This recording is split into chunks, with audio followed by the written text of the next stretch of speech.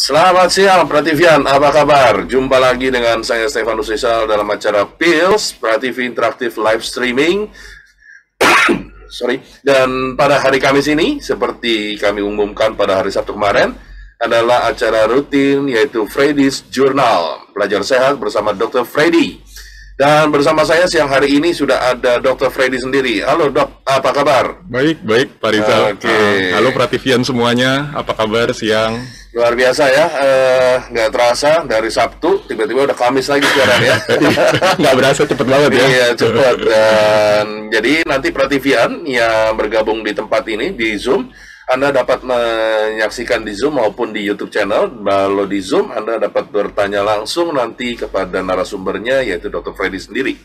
Dan siang hari ini, kita akan membahas sesuatu yang luar biasa nih, yang berhubungan dengan akupuntur juga, dengan tema akupuntur untuk diabetes mellitus. Wow, ini kalau berdasarkan data ya, bahwa penyakit diabetes ini ternyata ini ya, sangat berbahaya ya, Fred ya. Sebenarnya Korizal dan Prativian semua, diabetes mellitus itu sebenarnya yang berbahayanya bukan penyakit diabetes mellitusnya. Nah, tapi yang berbahaya, yang menyebabkan kematian, itu adalah komplikasi yang disebabkan oleh diabetes mellitus. Komplikasinya, betul. Oke. Jadi, Prativian, terus saja bergabung bersama kami. Nanti saya tentunya bersama Dr. Freddy, akan mengulas lebih lanjut, lebih dalam tentang apa itu diabetes mellitus dan bagaimana cara penanganannya, selain secara medis yang Anda tahu, tapi juga ada cara yang luar biasa, yaitu dengan akupuntur. Ya, oke. Jadi kita kembali lagi nih, Fred, dengan diabetes mellitus. Tadi dikatakan bahwa yang bukan penyakit yang berbahaya, tapi komplikasinya. Maksudnya gimana? Dapat dijelaskan nggak? Nah, jadi kita balik lagi ke definisi dari diabetes mellitus dulu ya, itu yang pertama ya. Jadi diabetes mellitus secara definisi itu adalah gangguan atau penyakit metabolisme yang berlangsung secara kronik. Ya, yang berlangsung secara kronik yang ditandai salah satunya dengan gula darah yang tinggi. Gitu. Jadi kata kuncinya pertama adalah gangguan metabolisme, yang kedua adalah berlangsung secara kronik, yang ketiga salah satunya ditandai dengan gula darah yang tinggi. Gitu. Nah, kronik ini banyak masyarakat yang salah menilai, salah menangkap apa itu kronik. Nah, kronik itu artinya adalah berlangsung lama. Jadi tidak menggambarkan keparahan suatu penyakit. Ada yang penyakit-penyakit yang berlangsung kronik tapi ringan, ada juga yang penyakit-penyakit yang kronik berlangsung lama tapi berat gitu. Nah, lawannya adalah akut. Akut itu adalah berlangsung dalam waktu sebentar gitu. Jadi akut itu nggak menetap ya? Sebentar, jangka waktunya cuma sebentar terjadi. Okay. Tapi kalau diabetes mellitus adalah penyakit yang kronik, jadi dia berlangsung lama, bisa tahunan.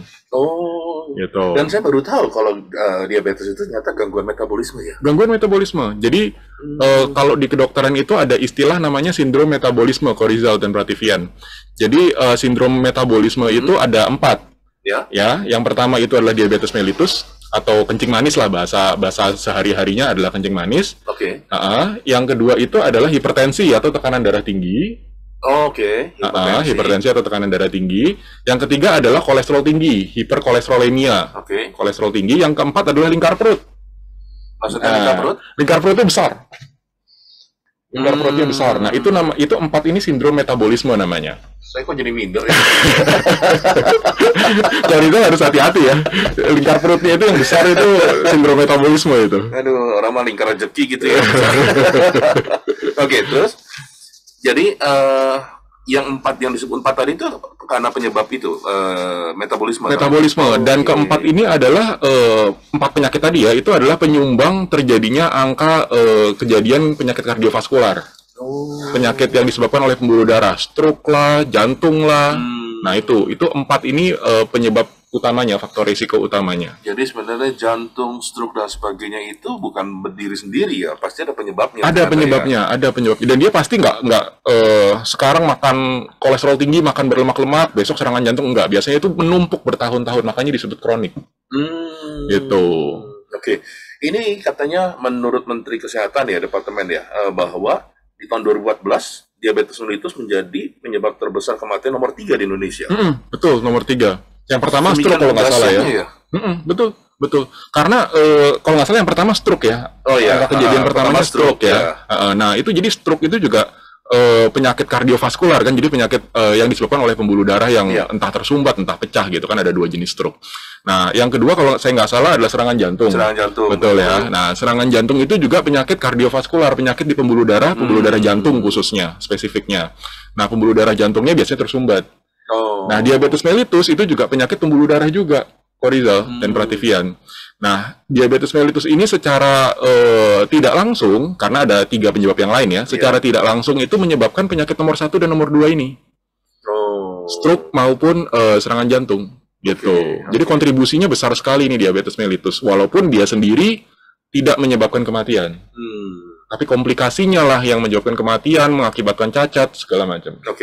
Tadi kan disebutkan diabetes mellitus atau nama lainnya adalah kencing manis. Kencing manis, betul. Gitu. Nah, itu apakah memang betul orang mengatakan kencing manis itu gara-gara sering mengkonsumsi gula berlebihan atau memang waktu dia lahir dia sudah manis?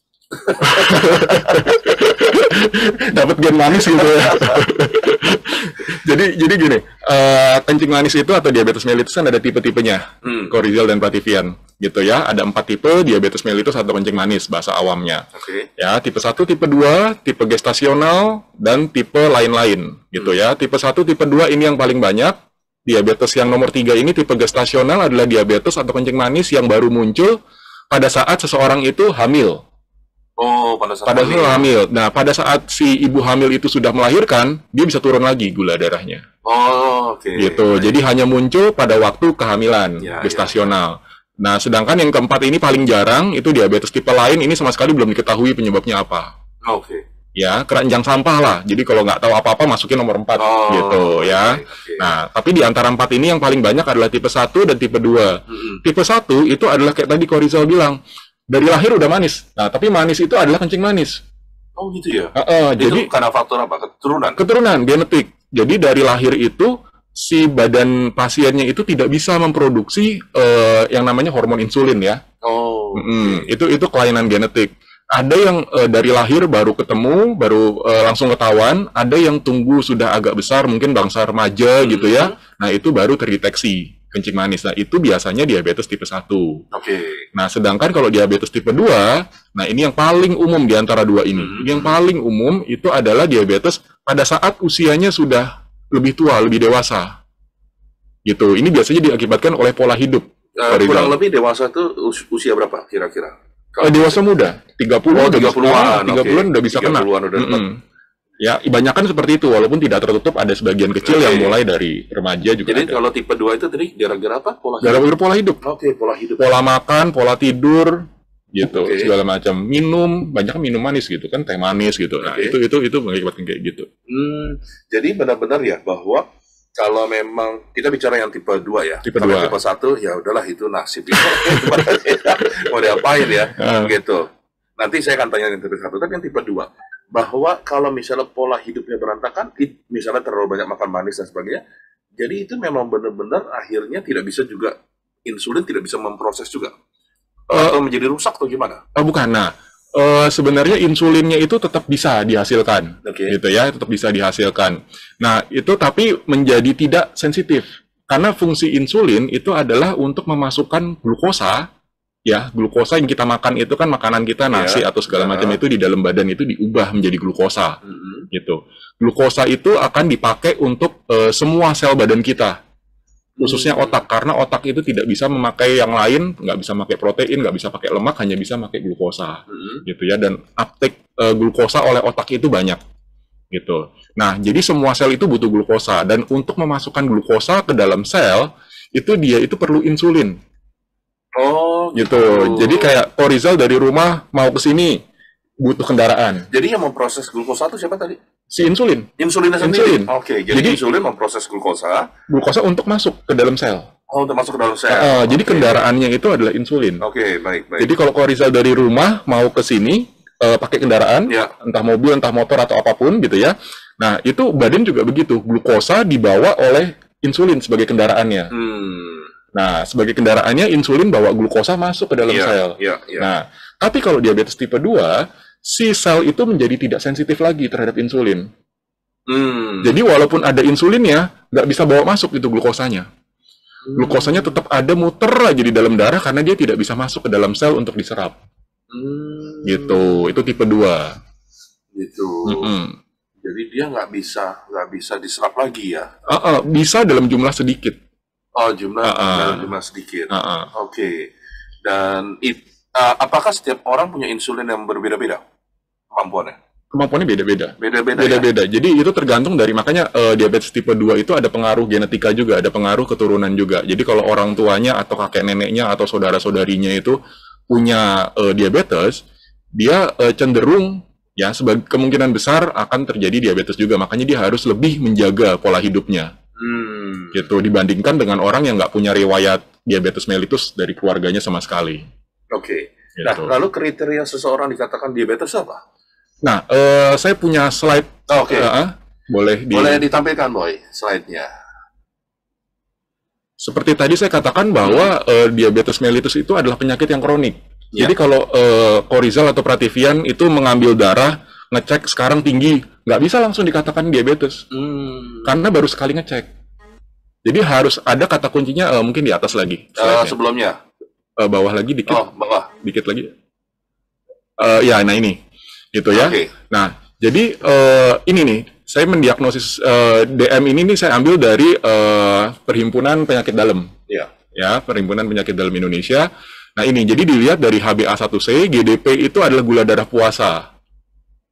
Gula darah puasa, ya. Yang GD2PP adalah gula darah 2 jam postprandial. Jadi setelah ngambil darah, pasiennya pergi lagi, makan, sarapan, setelah 2 jam balik lagi untuk diambil darah.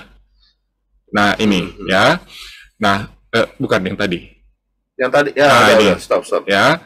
Nah, seseorang dikatakan normal, yang paling bawah ya, baris paling bawah itu normal, kalau HbA1c-nya itu kurang dari 5,7, gula darah puasanya kurang dari 100, dan GD2PP-nya, gula darah 2 jam PP-nya itu adalah kurang dari 140. Itu kriteria normal. Ya. Bagaimana kalau naik dikit? Nah, naik dikit itu nggak bisa langsung dikatakan diabetes mellitus atau kencing manis, Corizal dan Prativian. Kalau naik dikit, itu baru yang namanya pre-diabetes mellitus. Jadi ini hampirlah selangkah lagi menuju kencing manis. Itu ya, itu 5,7 sampai 6,4 itu HbA1c-nya, gula darah puasanya 100 sampai 125, gula darah 2 jam PP-nya itu adalah 140 sampai 199. Gitu. Itu cut off-nya, batasnya. Lebih di atas lagi itu masuk diabetes mellitus. Tapi sekali lagi, ini nggak bisa hanya satu kali pengukuran. Gitu, karena diabetes penyakit kronis, jadi nggak bisa hanya sewaktu-waktu diukur tinggi langsung dia bilang diabetes, nggak bisa. Gitu ya. Itu kriterianya kalau diabetes mellitus HbA1c-nya itu di atas sama dengan 6,5, gula darah puasanya di atas sama dengan 126, dan gula darah 2 jam PP-nya itu lebih besar atau sama dengan dari 200. Gitu. Biasa laboratorium ada beda-beda dikit tergantung dari reagen yang dipakai, tapi biasanya nggak jauh-jauh dari angka ini. Gitu. Seperti itu, kita bisa mendiagnosis diabetes mellitus itu seperti ini. Jadi memang tetap harus dibawa ke lab, harus mendalam pengujian lab. Betul, karena nggak dapat secara fisik. Misalnya contoh nih ya, yang paling banget kentara. Misalnya katanya kalau orang kencing, tiba-tiba hasil kencingnya digerubungin semut, berarti ini namanya kena DM. Apakah bisa benar demikian? Nah, kalau misalnya dia sudah merusak ginjal, Corizal dan Prativian. Karena diabetes mellitus itu dia merusak seluruh badan, karena darah itu kan mengalir di seluruh badan. Nah, kalau dia merusak ginjal, ginjalnya bocor, akhirnya gula darahnya ikut bersama pipis. Akhirnya di pipis kita itu manis. Karena gula darahnya itu bocor. Lewat darah, akhirnya ikut ke pipis. Nah, itu bisa diserubungin semut gitu loh, dikerubungin semut. Nah, tapi kalau misalnya orang diabetes mellitus tapi ginjalnya masih benar, baru terkena diabetes mellitus, ginjalnya masih benar, itu nggak gitu. Jadi gula tetap nggak bisa ada di dalam pipis.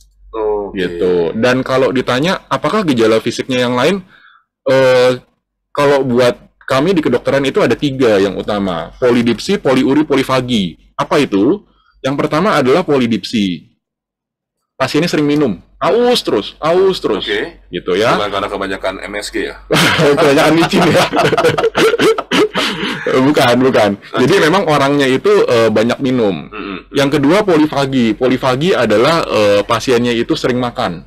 Lapar terus, banyak makan, lapar terus. Udah makan, lapar gitu ya.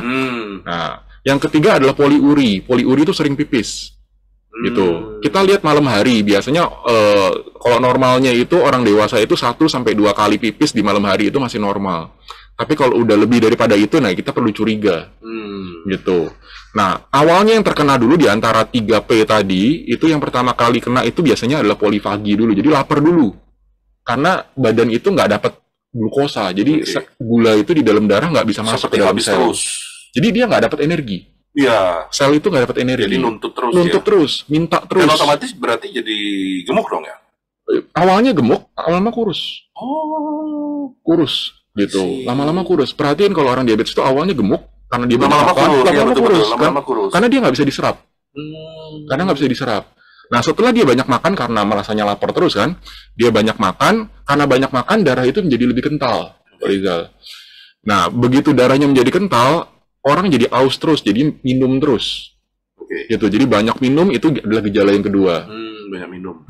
Nah, setelah banyak minum, cairannya kan banyak tuh di dalam badan, akhirnya jadi yang ketiga, poliuri, pipis terus. Urutannya gitu, lapar terus, sering minum, pipis. Lalu banyak pipis. Itu gejalanya yang khas tuh itu. Walaupun harus dibuktikan lagi. Lewat lab juga. Oke, selain periksa gula darah, gejala apa aja yang dialami oleh pasien diabetes? Gejalanya paling itu. Jadi selain yang 3P tadi itu, ya, Korizal dan Prativian, itu biasanya orang jadi gampang mengantuk. Jadi gampang mengantuk. Padahal tidurnya cukup, Korizal. Sehari 7 jam, 8 jam gitu orang dewasa kan normalnya. Nah, terus tapi gampang ngantuk, gampang nguap. Gampang lelah juga. Gampang lelah. Karena badan itu nggak dapat suplai energi. Badan itu nggak dapat suplai energi. Gitu. Nah, terus belum lagi kalau udah ada komplikasinya. Komplikasi bisa kemana-mana, gitu. Ada makrovaskular, mikrovaskular. Jadi kena pembuluh darah yang besar, ada kena pembuluh darah yang kecil. Pembuluh darah besar misalnya kena serangan jantung, kena serangan stroke, gitu ya. Nah, ada lagi kena pembuluh darah yang kecil, misalnya mata, pembuluh darah mata, gitu. Dan kalau misalnya ngomongin soal mata, pasien-pasien yang diabetes itu gampang sekali kena katarak, Korizal. Katarak tahu ya, jadi yang lensanya putih gitu. Betul. Jadi belum waktunya udah lebih dini kena katarak. Gitu. Itu kalau udah ada kena komplikasinya. Lebih dini kena katarak. Emang sebenarnya umumnya kena katarak umur berapa, usia berapa? Beda-beda tiap orang, tapi biasanya lansia. Biasanya lansia. Kalau yang disebut dini berarti sekitar usia berapa? Tiba-tiba dapat terlihat bahwa dia kena katarak karena efek DM. Dewasa biasanya umur 40, 50 itu langsung katarak. Gitu. Biasanya orang kan menjelang 60 baru mulai gitu ya, atau 60 ke atas gitu ya, lewat dikit baru mulai. Biasanya begitu. Nah, sekarang kira-kira apa sih yang paling ditakutin dari diabetes ini? Yang paling ditakutin itu adalah komplikasinya, Korizal. Komplikasinya. Kalau dia gula darahnya tinggi, dia mengalir di dalam darah doang gitu ya.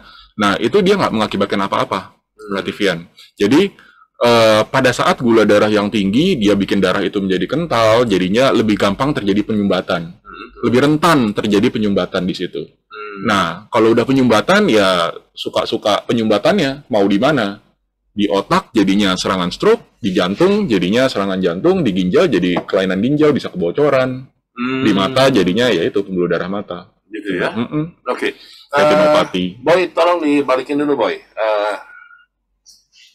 Ya, ini kebetulan saya mau menyapa juga dulu yang ada di sini, ada Dr. Sally dari Singapura. Halo, Dok. Sehat? Udah lama kita nggak ketemu nih. Ya, selamat siang. Aduh, makin awet muda aja. Lalu ada Pak Komang dari Bali. Apa kabar, Pak Komang? Dari Komang. Baik, Pak. Nah. Lalu ada Pak Billy, ya. Dokter juga tuh, Dokter Billy. Oh, Dokter Billy juga. Halo, selamat siang, Dokter Billy. Luar biasa. Nah, ini ada Galaxy Tab, saya nggak tahu namanya siapa. Nah, mungkin Kalau ada yang mau bertanya silakan. Nah, ini salah satunya Pak Komang nih. Kita langsung ini dulu ya, Dr. Freddy ya. Saya sering lapar sehabis vaksin dari pertama dan kedua karena vaksin atau gejala DM. Untuk membedakan tuh harus cek darah kah? Betul. Jadi kalau misalnya vaksin, maksudnya vaksin COVID ya? Iya, vaksin COVID ya. Nah, vaksin COVID memang saat ini kan masih baru ya, Corizal dan Prativian juga. Jadi masih banyak penelitian tentang itu, masih terus berjalan sampai saat ini. Dan memang kalau dari wawancara dengan pasien-pasien yang sudah divaksin COVID, itu biasanya setelah vaksin COVID memang ada rasa lapar, ada rasa ngantuk gitu juga ada. Nggak semua, tapi memang ada yang seperti itu gitu ya. Nah, apakah itu merupakan gejala awal dari diabetes mellitus? Jawabannya bisa iya, bisa tidak. Karena seperti tadi, diabetes mellitus itu adalah penyakit kronik, Corizal. Jadi kalau misalnya vaksin itu kan, COVID kan 2 kali ya, vaksin COVID 2 kali. Nah, kalau misalnya kejadiannya hanya setelah vaksin COVID, nah, terus abis itu diperiksa gula darahnya, ternyata gula darahnya turun, tapi hanya pada saat itu saja, itu nggak bisa dikatakan, gula darahnya naik pada saat itu saja, itu tidak bisa dikatakan diabetes mellitus. Gitu. Kalau misalnya udah dibuat serial, artinya gula darahnya dipantau serial gitu beberapa kali, nah ternyata tinggi terus gitu. Nah, itu udah memenuhi kriteria untuk masuk diabetes mellitus. Tapi setidaknya kita berpikir positif aja ya. Kalau habis vaksin masih bisa ngantuk, masih lapar, aduh itu puji Tuhan. Siapa tahu ya kan, itu lebih baik ya daripada mungkin sakit dan sebagainya. Daripada demam gitu ya. Atau pada demam atau mual gitu. Jadi Pak Komang ya bersyukurlah kalau masih. Oke, kita lanjutkan. Kalau para Prativian yang ada di YouTube mau bertanya silakan langsung nulis. Nanti kami dapat bacakan untuk bisa dijawab oleh Dr. Freddy sendiri. Nah, sekarang bagaimana pencegahannya supaya seseorang ini, apalagi ya anak-anak muda zaman sekarang ya, yang pola hidupnya luar biasa, terhindar dari diabetes nih. Gimana caranya?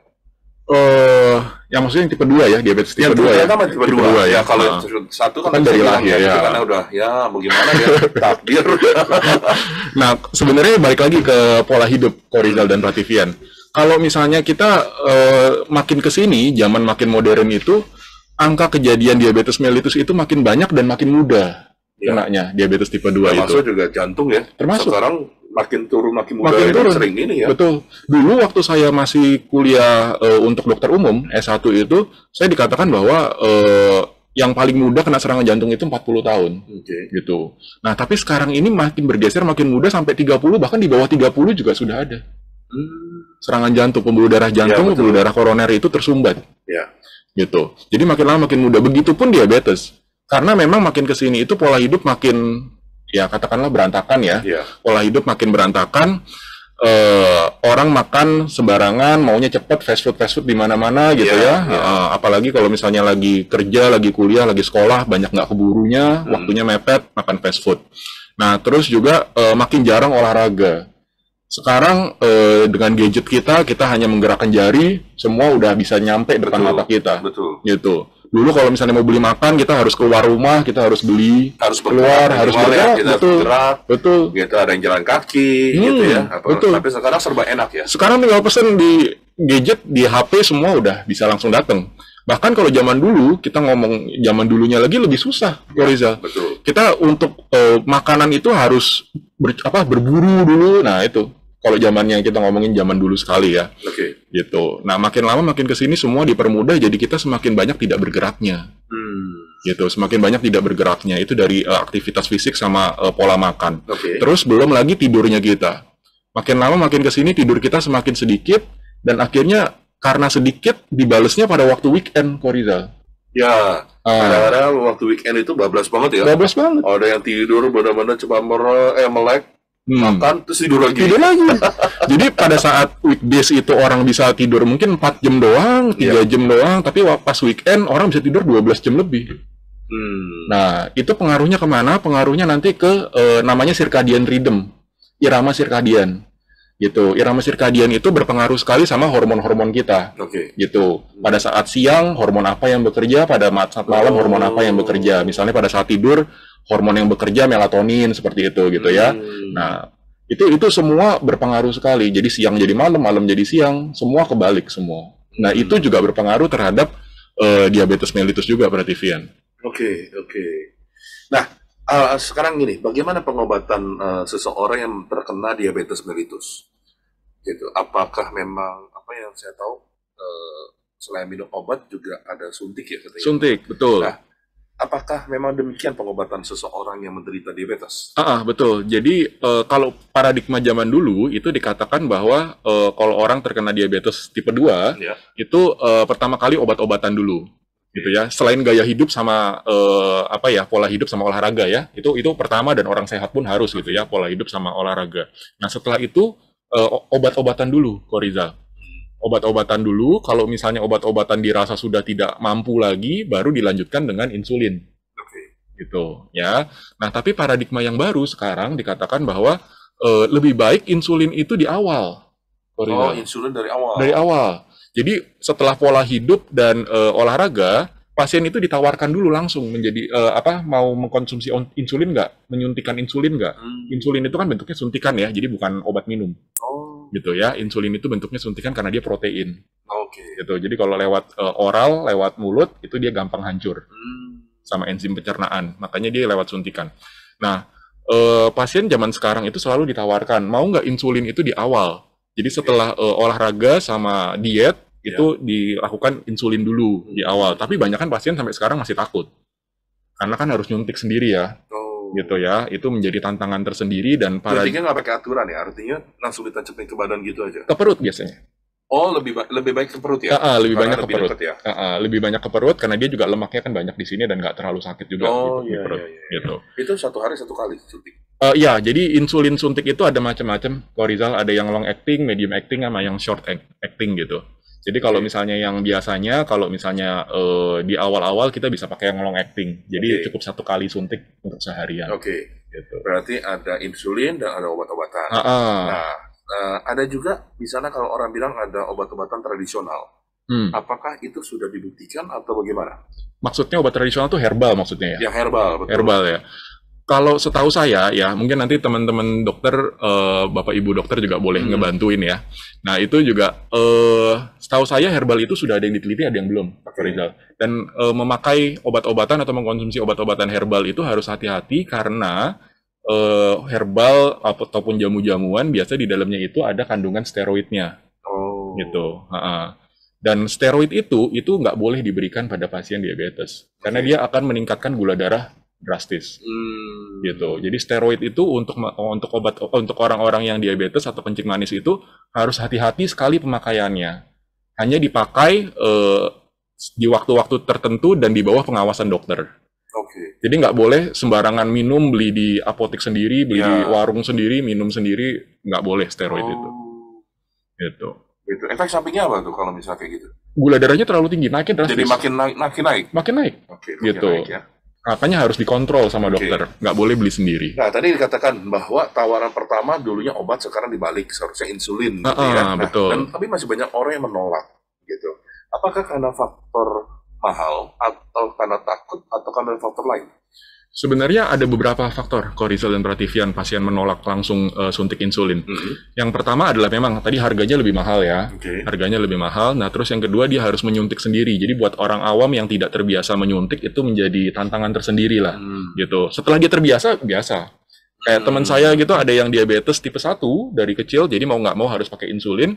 Itu udah terbiasa kemana-mana bawa insulin di dalam tasnya. Terus abis itu kalau malam, kalau siang gitu dia ada long acting, ada short acting juga pakainya. Kalau siang itu nyuntikin sendiri di toilet.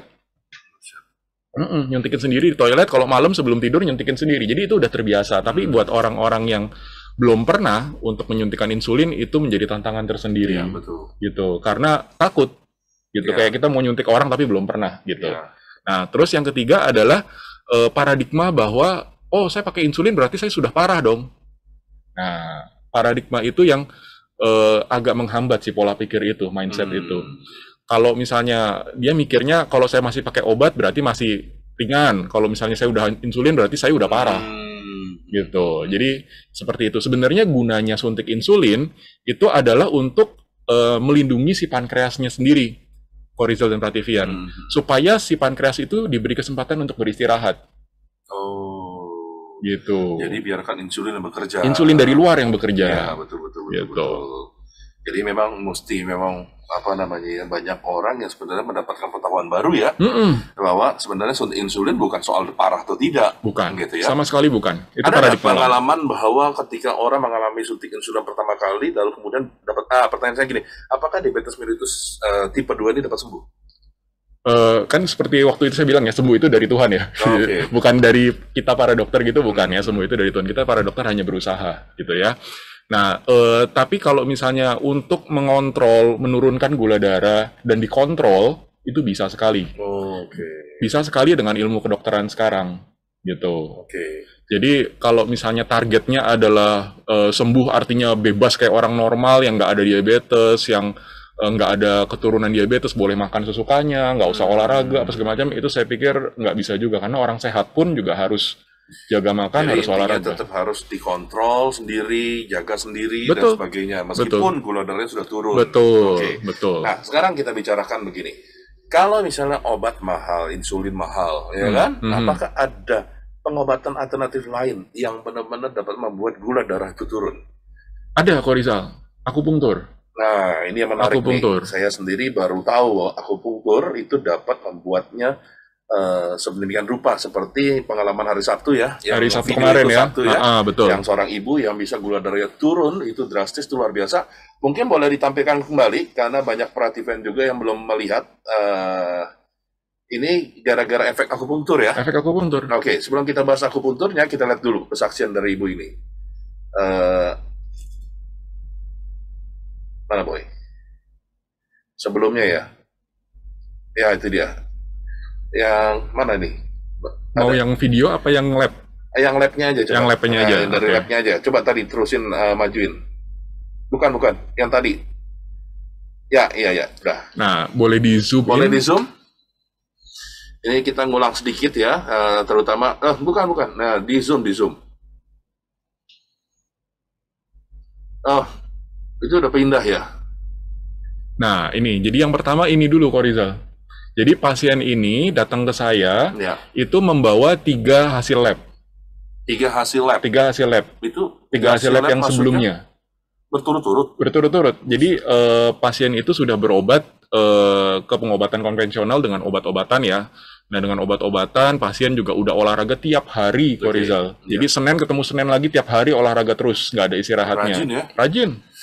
Ini ibu-ibu umur 65 ya, kalau saya nggak salah. 66 kalau nggak salah 66 ya. Nah, 60 lebih lah. Nah, itu tiap hari udah olahraga, setiap hari. Oh, 64. 64 ya. Setiap hari udah olahraga, terus udah jaga makan, jaga mulut banget gitu loh. Jaga mulut banget, sampai keluarganya pun juga sudah memperingatkan, marah-marahin si pasiennya. Nggak boleh Jadi, makan ini, nggak boleh makan makannya itu. sudah dijaga. Artinya dia udah nggak bisa sembarangan makan. Betul. Olahraga udah maksimal. Maksimal tiap hari. Tapi ternyata Ternyata- hasil pemeriksaan labnya Hasil labnya kayak begini. Ini yang pertama, ini 108. Ini udah minum obat gula nih. Pasiennya nggak berani suntik insulin, Oke, jadi iya. minum obat. Nah, jadi udah gaya hidup, udah obat juga. Ini yang pertama gula darahnya 108 ya. ya. Nah, terus bagian bawah lagi itu ada kolesterol, itu 200 lebih. Itu udah mulai naik tuh dinaikin kolesterolnya. dia terus. Ya. Kolesterol Oke. LDL-nya juga sudah mulai naik 100 lebih. Oke. Trigliseridnya pun juga seperti itu, udah 200 lebih. Padahal seharusnya 150. 150. Jadi semuanya sudah naik Oke. gitu. Jadi dari 4 sindrom metabolisme, pasien ini udah ada 2. Gula darah yang tinggi, kolesterol Sama tinggi kolesterol tinggi. gitu ya. Tinggal nanti lingkar perutnya sama hipertensi. Nah, tapi waktu terakhir kali ke saya ini saya periksa tekanan darah masih normal gitu. Lingkar perutnya juga masih normal lah Oke. gitu. Nah, boleh ke gambar Nah, sebelahnya. ke sebelahnya digeser, Boy. Nah, dari atas. Nah. Oke, cukup. Ini lab kedua. Lab kedua pasiennya gulanya malah makin naik 100. Ini waktunya berapa 50. lama dia? Ada di atas, coba. Paling atas coba digeser ke atas. Nah, itu tanggal 15 Desember. Sebelumnya, Yang sebelumnya tanggal berapa, Boy? Geser ke kanan. Oke. nah, tanggal- Agustus. Oh, Agustus. Jadi dari 3 Agustus 2020 sampai 15 Desember 2020, gitu ya, kurang lebih berapa tuh? 4 bulan ya? Ya, 4 bulan. Kurang lebih 4 bulan, malah naik. Oke, yang kanan digedein lagi, Boy. Di yang kanan oke, siap. Nah, gulanya makin Setelah naik, 4 bulan malah tambah naik. malah tambah naik. Walaupun udah obat, udah gaya hidup. diet sama olahraga. Gitu Tapi ya. ini bukan karena faktor genetik. Genetik ada. Oh, dan genetik ada. Genetik ada. Oke. Orang tuanya diabetes juga, kencing manis juga. Oke. Saudara-saudaranya nggak ada yang diabetes, gennya nurunnya Iya, ke iya. ibu ini. Oh, lucu ya, kok bisa makin naik ya? Makin naik. Karena ini gulanya bandel nih yang saya bilang. Kayak kemarin itu, gulanya bandel. Jadi walaupun udah begitu ketat, udah obat-obatannya nggak cuma satu loh Kak Rizal. Obat-obatan diabetesnya lebih dari satu. Wow. Gitu. Mungkin 2, mungkin 3, saya agak-agak lupa. Nah, itu kayak begini. Cuma tinggal suntik insulin doang yang belum. Gitu. Ya, kolesterol pun juga masih tinggi. Kolesterol ya. LDL-nya kolesterol jahat. Ya, low density lipoprotein itu kolesterol jahat. Naik. Triglyceridnya pun juga naik. Hampir 2 kali lipat ya. Iya, Hampir 300 ya. Iya, betul. Oke, ini 2 hasil lab nih. 2 hasil lab. Oke. Satu lagi, pasiennya bawa 1 lagi. Jadi Oke. bawa 3. Diganti berikutnya. Ya, nah, kiri dibesarin. Ini yang ketiga nih. Ini yang ketiga. Ini, baru ini. Baru. 9 Februari. 9 Februari. Nah, Oke. ini nggak lama setelah dapat hasil ini, pasiennya datang ke saya. Gregetan. Nah, ini yang terakhir Ini sebelum hasil yang datang ke ketiga saya, ya? ketiga. Dari 150 jadi 107 dong. Iya, Makin naik lagi. makin naik lagi. Jadi dari Agustus, Desember, Februari naik terus. Waduh. Gitu. Ini kalau harga saham bagus ya. Cuan ya, cuan. Langsung cuan itu. Nah, setelah dia 3 ini, baru dia kemudian datang ke Baru Dr. datang. Freddy. Baru datang gregetan karena dia nggak menikmati hidup sama sekali. Semua makanan dilarang, olahraga udah basah kuyup, masih kayak begitu tiap hari. Kayak begini. Boleh turun lagi, nah kolesterol juga makin naik, LDL juga, Waduh. triglyceridnya pun juga udah naik lagi, hampir 300. Gitu. Nah, dari sejak ini, setelah ini, saya akupunktur, saya tawarin akupunktur. Oke. Tadinya ya sama, seperti yang lain, ibu ini masih belum tahu, oh akupunktur bisa ya untuk diabetes. Nah, akhirnya saya terangin, bisa untuk diabetes. Nah, setelah di akupunktur 10 kali ya, 1 paket 10 kali, hasilnya ada di sebelah kanan. Nanti, sebentar. Jangan Boy. dulu. Ada di ini dulu, tutup dulu. Sebelum kita lihat hasilnya, justru saya mau tanya ini. Ya, berarti pasien diabetes ini atau pasien diabetes dapat di akupunktur. Bisa. Selain ada pengobatan insulin dan obat-obatan. Betul. Oke. Nah, sekarang sebenarnya cara kerjanya akupunktur untuk diabetes ini seperti apa? Nah, itu dulu yang mungkin perhatian ingin tahu. Boleh lihat slide-nya? Oke, kita lihat slide tapi bukan yang tadi ya. Ya, kita balik Karena ke... saya penasaran nih, misalnya akupunktur, diabetes, yang ditusuk bagian mananya? Boleh turun berikutnya. Berikutnya. Nah ini, kita ngomongin soal kencing manis atau diabetes mellitus, kita nggak bisa lepas dari organ yang namanya pankreas di badan kita. Oke. Gitu ya. Nah, pankreas itu lokasinya di gambar yang kiri itu. Lokasinya itu di sekitar ulu hati. Oh, di sini ya? Ya, di perut bagian atas tengah. Perut bagian atas tengah. Di sekitar ulu hati. Yang lembut-lembut ini? Ya. Itu pankreas? Pankreas. Nah, tapi pankreas itu letaknya di belakang daripada lambung. Oh, di belakang. Tersembunyi? Tersembunyi, gitu ya. Tapi kenapa kalau dipukul sini sakit? Dipukul sini sakit karena sarafnya. Oh, lebih pada saraf? Lebih pada sarafnya, bukan karena kena ini. Enggak. Baik. Nah, jadi lokasinya seperti itu. Dia di bawah liver, gitu ya. Liver itu yang gede itu tuh. Iya. Liver itu yang gede itu. Nah, terus bawahnya itu pankreas kita. Gitu. Itu di belakang lambung kita. Jadi lambung kita di depannya. Oke. Gitu. Itu pankreas seperti itu. Nah, kita berpindah ke gambar yang sebelah kanan. Itu pankreasnya seperti itu organnya.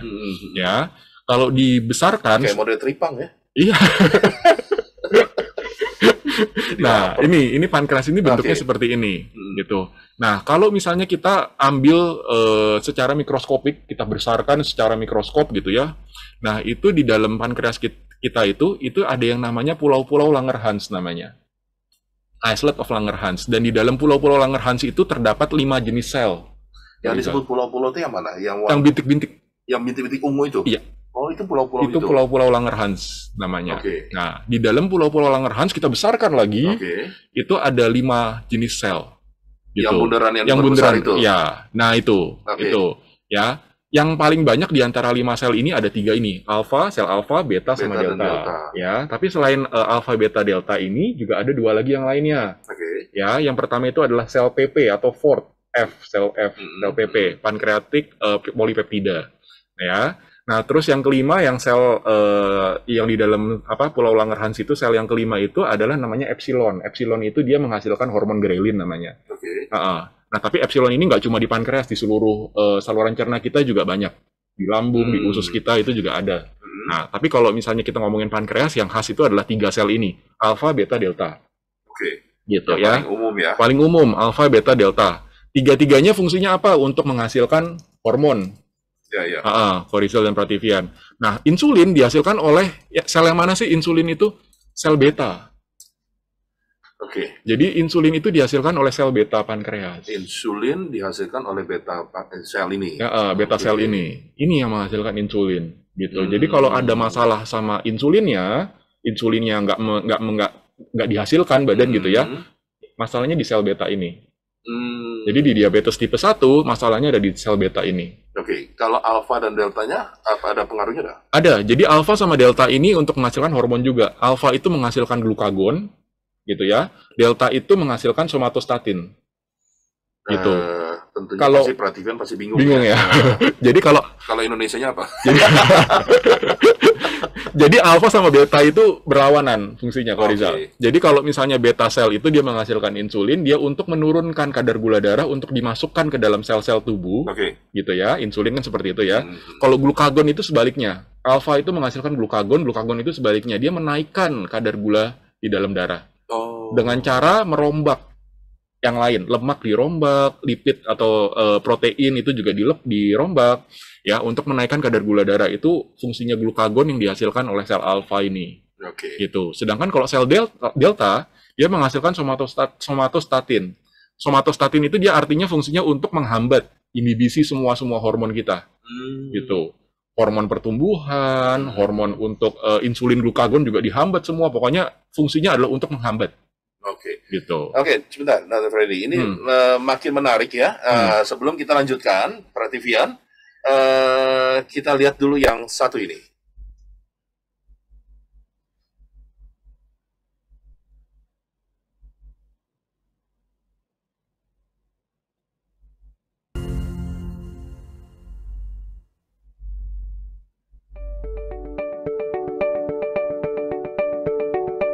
Iklan aja ya.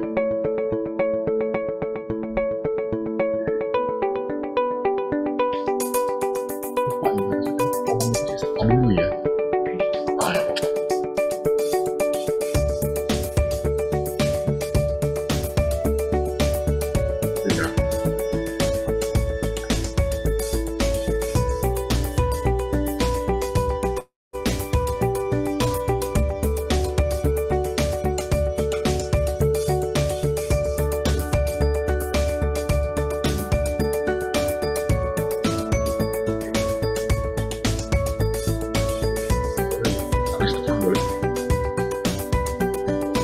Dari slide itu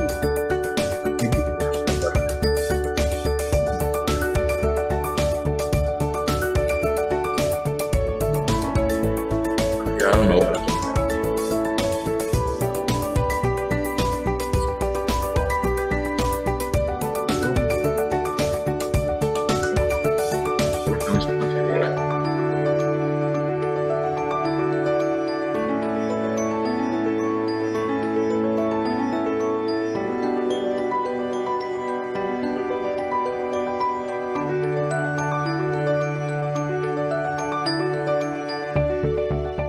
tadi saya terangin belum selesai kali.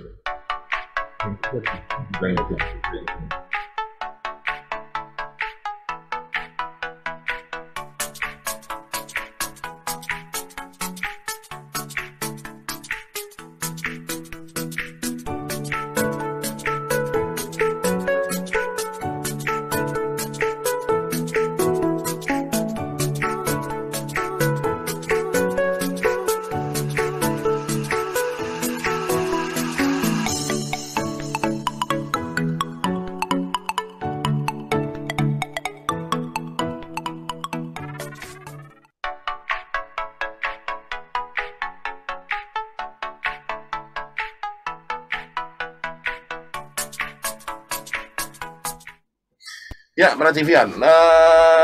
Tadi kita lihat ada yang namanya Sangga Prativi. Seperti saya ini sekarang, saya sedang siaran langsung dari Studio 2 Sangga Prativi yang berada di Pasar Baru. Bagi Anda yang mengenal Sangga Prativi pasti tahu di zaman dahulu ada cerita-cerita berseri ya kan, Sangga Cerita, lalu ada Tutus Tinular dan sebagainya.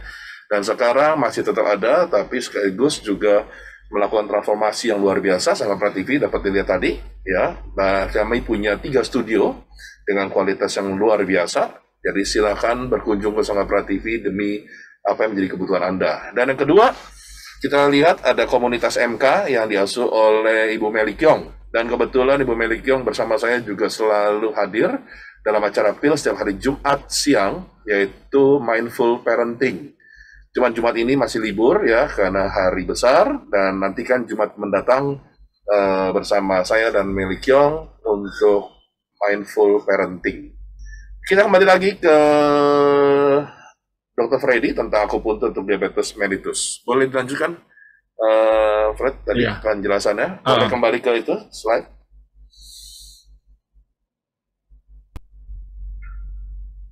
Nah ini ya, tadi sel-selnya seperti ini. Kita boleh pindah ke slide berikutnya. Pindah slide berikutnya. Lagi. Nah ini. Wow. Kalau ditanya gimana sih kerjanya akupunktur itu terhadap diabetes gitu kan? Tadi pertanyaannya kan itu kan. Mungkin di zoom out dulu. Dikecilin dulu. Okay. Nah ini kita bahas tentang diabetes tipe 1 dulu nih, Ko Rizal. Ini yang tipe 1. Ini yang tipe 1. Jadi ini adalah hasil penelitian dari teman-teman sejawat di Bali. Gitu, ya. Di Bali nih, Pak Komang. Oh, Pak Komang di Bali ya. Ya, jadi ini teman sejawat sesama dokter juga tapi di Bali. Jadi ini bukan penelitian saya. Gitu ya. Saya mengambil ini yang sudah dipublikasi. Ini pengaruh akupunktur untuk diabetes tipe 1. Kita lihat dari tadi pulau-pulau Langerhansnya, lebih khususnya lagi terhadap sel beta pankreas. Gitu, karena insulin tadi kan dihasilkan oleh sel beta pankreas. Betul. Nah, ini kita lihat nih before, yang bagian sebelah kiri, 2 gambar sebelah kiri yang itu A, kan yang A sama B. A dan B. A dan B gitu ya. Itu adalah sebelum diakupunktur, Ko Rizal. Gitu. Itu yang hitam-hitam, yang warnanya coklat tua atau hitam itu adalah sel beta pankreas. Coba kalau kita zoom ya, coba lihat di zoom yang A kiri. Nah, itu yang hitam itu. Iya, yang hitam itu adalah sel beta pankreas pada pasien sedikit sekali pada diabetes tipe 1. Pasien diabetes mellitus tipe 1. Jadi si pasien itu memiliki kelainan genetik sehingga sel beta pankreasnya sebegini dikitnya gitu. Nah, bayangkan insulin yang dihasilkan itu seperti apa. Lalu yang B-nya ini sama. Di B yang turun B turun. Di bawah. Di bawahnya. Nah, itu. Jadi itu yang itu mulai banyak. Enggak, ini juga sama. Yang hitam, bukan yang yang hitam, yang hitam. Bukan yang abu-abu ya. Enggak, tapi maksudnya tadi kan kecil-kecil. Nah, sekarang membesar ini. Ini lebih diperbesar. Karena lebih diperbesar saja. Ini lebih diperbesar saja gitu, ya. Jadi kalau bisa dihitung mungkin berapa? 3 atau 4 doang itu. Paling 4 ya. Ya, gitu. paling 4. Ini sebelum diakupunktur, Ko Rizal. Sebelum diakupunktur, sel beta pankreas pasien diabetes mellitus. Ini yang pasien diabetes mellitus tipe 1 nih. Tipe 1. Nah, jadi bayangkan badannya bagaimana memproduksi insulin dengan sel beta pankreas yang sebegini dikitnya gitu. Gitu ya. Nah, terus geser lagi ke sebelah kanan. Sekarang kita geser ke kanan dari A. Ke kanan. Nah, ini setelah diakupunktur ini seperti ini. Akibat diakupunktur. Diakupunktur. Diakupunktur. Jadi kalau Ko Rizal bisa sambil menerawang gitu ya, bayangin itu di sebelah luarnya itu seperti ada buletan. Ya, yang kayak putih itu ya. Itu ada bulutan. Nah, itu adalah Pulau Langerhans tadi. Itu adalah Pulau Langerhans tadi, gitu. Nah, di dalamnya kayak tadi di gambar itu kan di dalamnya itu banyak sel-sel ya, sel alfa, beta, delta dan segala macam. Nah, ini sel betanya yang hitam tadi. Yang lain itu sel alfa atau deltanya. Betul. Jadi ini makin berkembang ya. Makin banyak ya. Makin banyak. Ini setelah diakupunktur. Ini setelah akupuntur. Gitu. Lalu yang di B itu yang di zoom ya? Ini di zoom, diperbesar lagi. Nah, itu. Jadi yang luarnya itu adalah batas dari Pulau Langerhansnya, sedangkan yang hitam-hitam atau coklat tua itu adalah sel beta pankreasnya. Ini yang tetap tipe 1. Tipe 1. Berapa lama ini di akupunturnya sehingga bisa menghasilkan tadi beta sel itu jadi sebanyak ini? 10 kali, satu paket. 10 kali? 10 kali, satu paket. Jadi seperti ini. Dan itu berarti kalau kita bicara akupuntur kan berarti ditusuk dong ya. Ya. Nah, ini bagian ditusuknya berarti di bagian daerah perut. Oh bukan. Nah ini kalau lokasi penusukan untuk diabetes mellitus itu ada dua, depan dan belakang. Jadi sisi depan tubuh sama sisi belakang tubuh. Gitu. Jadi Dan itu dilakukan satu-satu dong ya? Itu satu. Nggak bisa berdua-duanya ditusuk kan? Nggak bisa. Karena kan nggak mungkin posisi mirip gini ya? Enggak. Dan pasiennya harus tiduran, nggak boleh duduk. Oh iya. Pasiennya nggak boleh duduk, takut syok kan. Ya, jadi pasien itu harus berbaring gitu ya. Kalau saya di tempat praktek saya itu biasa ngerjainnya belakang dulu, Ko Rizal. Belakang dulu. Saya ngerjain belakang dulu, karena kalau bagian belakang itu ada metode pemanasan di mana saya yang harus ngerjain sendiri manual, gitu. Oke. Jadi nggak bisa pakai mesin ditinggal gitu, nggak bisa. Sayanya harus ngerjain gitu di bagian belakang tubuh, ditusuk jarum sama diberikan pemanasan, Ko Rizal. Nah setelah itu selesai, kita balik badan, Prativian, ke bagian depan, gitu, ke bagian depan tubuh, sisi depan tubuh. Nah itu baru ditusuk jarum dan itu disambungkan ke listrik dan bisa saya tinggal. Gitu. Kalau yang belakang nggak disambungkan pakai listrik? Ada tapi sedikit. Oh, hanya sedikit saja. Sedikit. Okay. Nah selebihnya saya berikan pemanasan manual. Gitu. Nah, lokasi yang ditusuk itu berbagai macam. Di bagian belakang itu daerah punggung. Kalau bagian depan itu ada, kalau misalnya orangnya makannya nggak bisa dikontrol, kita ada penusukan di depan telinga, gitu. Nah, terus abis itu ada juga di tangan, di kaki. Gitu. Jadi di perut sama dada gitu nggak ada. Perut sama dada nggak ada. Oke. Jadi belakang dan depan ya. Belakang sama depan. Kalau depan masih dapat saya pahamin ya. Tapi kenapa di bagian belakang? Nah, kayak tadi. Jadi pankreas itu kan lokasinya sebenarnya bukan di depan, Ko Riza. Oh iya, di belakangnya. Di belakangnya lambung. Lambung. Jadi kalau kita menusuk di depan itu kenanya nanti ke lambung. Oh. Gitu. Makanya tadi gunanya saya tampilkan anatominya adalah seperti itu. Jadi organ pankreas itu lokasinya bukan di depan. Di depan itu ada lambung. Gitu. Pankreas itu di belakangnya. Gitu, makanya saya tusuk di daerah belakang situ. Nah, gitu. Oke. Wow, jadi dengan 10 kali treatment, 10 kali datang dengan treatment, apakah itu menyediakan obat-obatan atau masih tetap berlangsung? Nah, bicara tentang obat-obatan atau nanti ada suntik insulin gitu misalnya ya, itu kita nggak mengubah. Kita nggak mengubah, karena yang itu ranahnya untuk penyakit dalam, ranahnya dokter internis. Dokter penyakit dalam. Jadi kita hanya mengerjakan akupunktur, terus nanti gula darahnya diharapkan akan turun dan stabil gitu ya, terkontrol gitu. Nah itu nanti yang diharapkan adalah pasiennya balik lagi ke penyakit dalamnya, baru nanti penyakit dalamnya akan memodifikasi obat atau insulinnya. Oh, gitu.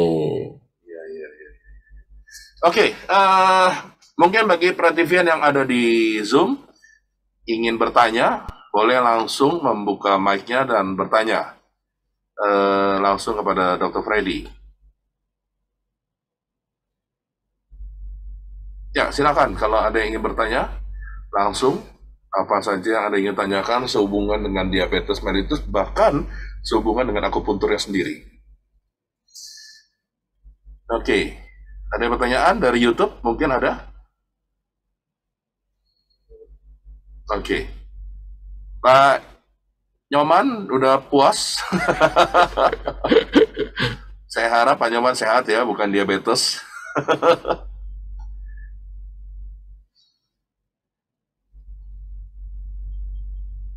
Dr. Sally, ada yang ingin ditanyakan?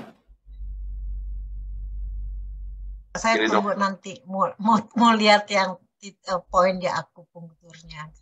Yang apa, Dok? Oh, nanti lihat poin akupunkturnya yang di belakang apa di depan. Oh, oke. Ya, jadi lebih pada kita lihat sekarang akupunturnya ya. Nah, mengapa bahwa akupuntur itu juga dapat memberikan efek gula darah turun selain obat-obatan? Selain obat-obatan. Yang tadi dari slide itu kan untuk diabetes tipe 1 ya. Dia untuk meningkatkan jumlah daripada si sel beta pankreasnya. Jadi otomatis begitu sel beta pankreasnya meningkat pada pasien diabetes mellitus tipe 1, itu jumlah insulinnya juga akan meningkat. Otomatis ketika insulinnya meningkat, gula darahnya akan turun. gitu ya. Jadi secara logikanya seperti itu gitu. Sedangkan untuk diabetes tipe 2 bisa di slide saya lagi, itu terjadi kan tidak sensitivitasnya sel-sel badan terhadap insulin gitu. Nah, kenapa terjadi tidak sensitivitas? Itu ada di slide saya.